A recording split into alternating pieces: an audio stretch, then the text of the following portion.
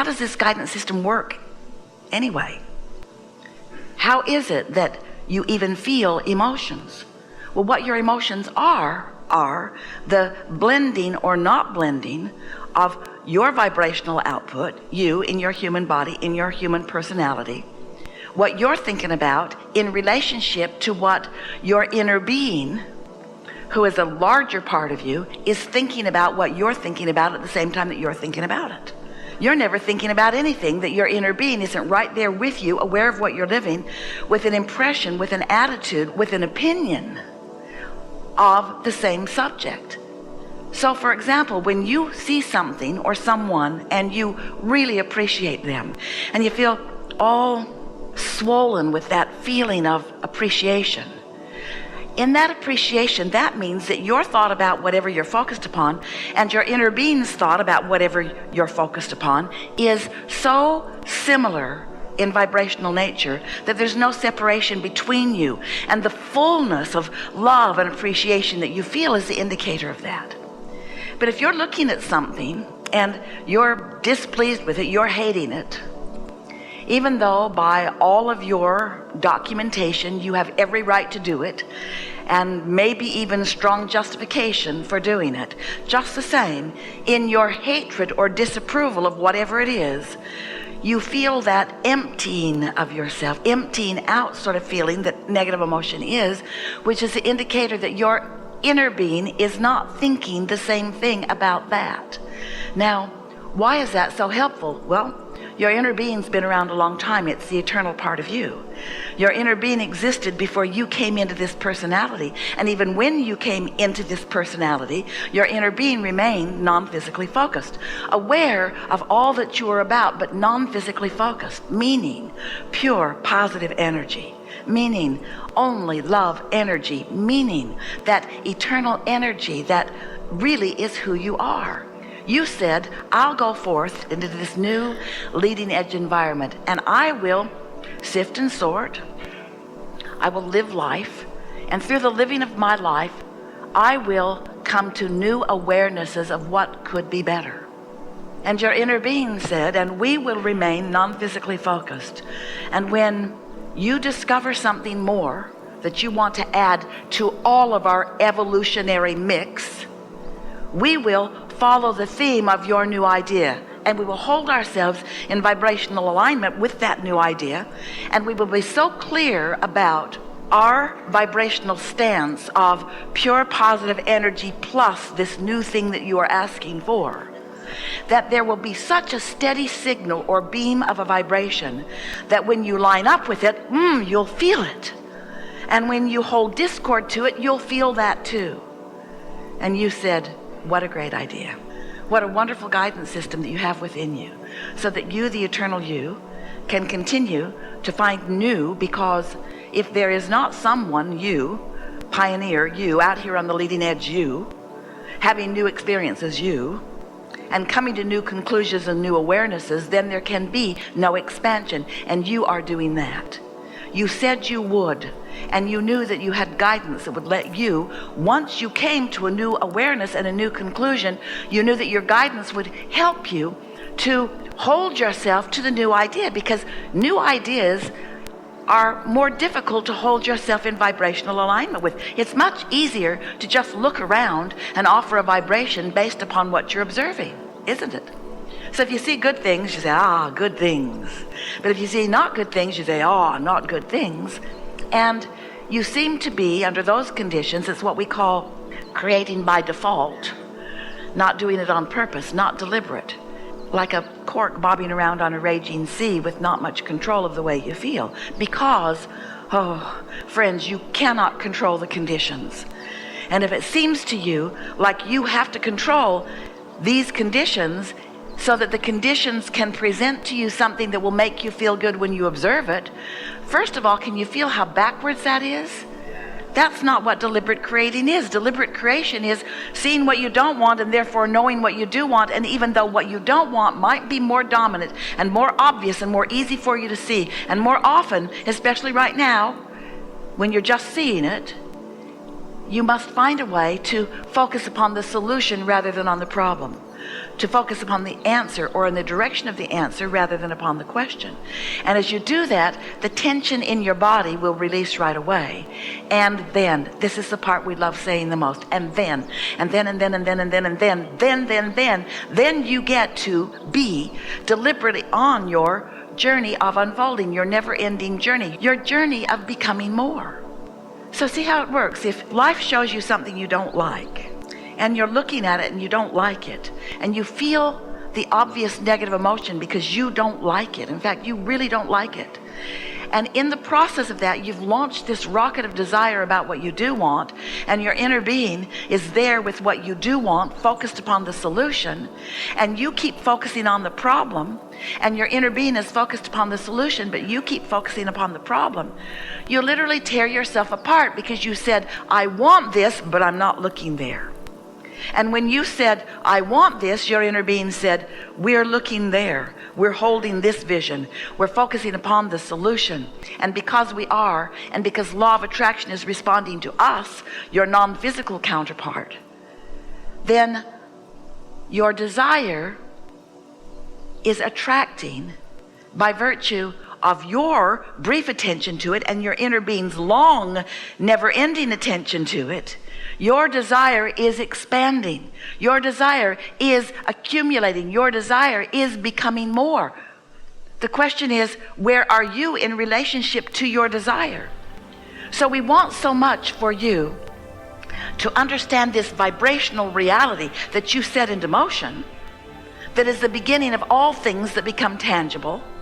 We want you to know that this vibrational reality exists. We even gave it a name. We call it the vortex. It's this vibrational reality where your inner being remains with all of the things that you have set into motion. And so your emotions are letting you know in every moment where you are in relationship to that, where you are in relationship to the evolution, to the expansion that your life has carved out for you and for your inner being. Something that you tend to forget is that you are the leading edge of this expansion, and you have this support system of non-physical energy. But so many humans have forgotten about this support, and so they don't even feel for it, and they don't even know what their emotions mean.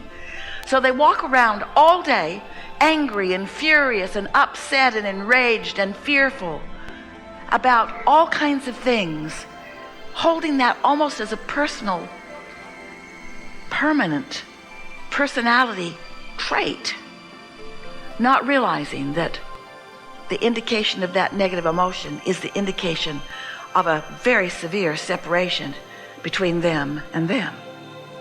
And then they're blaming everybody else. You need to be different than you are so that I can feel better. And we say, no, it's not how it works. Couldn't work that way, because the diversity is necessary for the new ideas to be born. You don't want sameness. You think you do, because if everything could be the same as you think you want it to be, then you wouldn't have so much struggle. You wouldn't have so much confusion. You wouldn't have so much problem, it seems. But you also could have no expansion.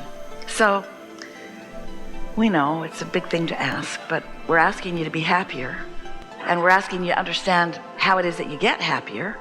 And what we're really asking is that you do the best job that you can. Really, a much better job is available to you of focusing in the direction of things that feel good, of utilizing your own guidance system. So here you are, beautiful, expanding beings. You can't turn that expansion off. This creative process just moves forward boldly, taking you along with it, whether you're ready or not. Because the variety that surrounds you causes you to constantly give birth to new desires. And those new desires, that's what step one of the creative process is, in fact. Ask. And you're asking all day, every day, as you see things that make you ask for improvement. So step one, you ask. You, leading edge creators, out here on the leading edge, you ask all day, every day. Ask. Vibrational emanation, ask. And source answers it. So every solution to every problem that everything that is physical is emanating, everything that is physical, asking for more, and non-physical responding immediately with the same energy that creates worlds, with power and clarity and certainty, and most of all, with focus. Focus upon what you're asking for. So your request begins to expand and grow. That's all step 2. Ask and it is given. Someone should write a book about that. When you ask, it is given. It is given. It is given. But then you say, but where is it? I can't see it. And we say, we know you can't see it yet because it's in the early vibrational forming stages.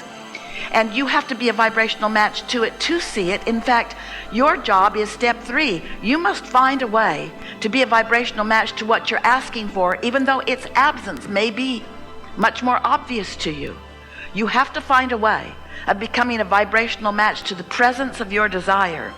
And when you are that, when you are a vibrational match to what you want, in other words, when you feel optimistic, when you are even hopeful, then you are in a vibrational place where you begin receiving impulses of timing, impulses of action, impulses of behavior, impulse of thought, impulse of words, impulses that cause you then to have your hands in the clay of your own creation.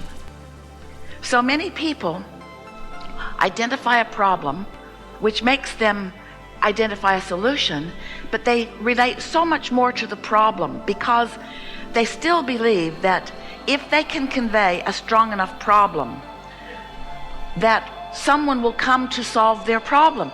And we say, someone does come to solve the problem, but if you are focused upon the problem and not the solution, you can't receive the information about the solution. You're getting this, aren't you? You gotta be in the receiving mode. So step 1 is ask, step 2 is source answers, and step 3 is you've got to be an allower of what you've asked for, which means you've got to be in the receiving mode. Now here's the really good news. When you're awake, you're in the receiving mode all the time. But the question is, what channel are you receiving from? Are you receiving from the spin-off of man's conscious thought? Are you receiving from the channel of CNN or Fox News, or what are you receiving? What are you receiving? Are you receiving from those who are worried about a lot of things? Are you receiving from your mother who wanted to protect you from everything? Are you receiving from the protesters? What are you synced up with vibrationally?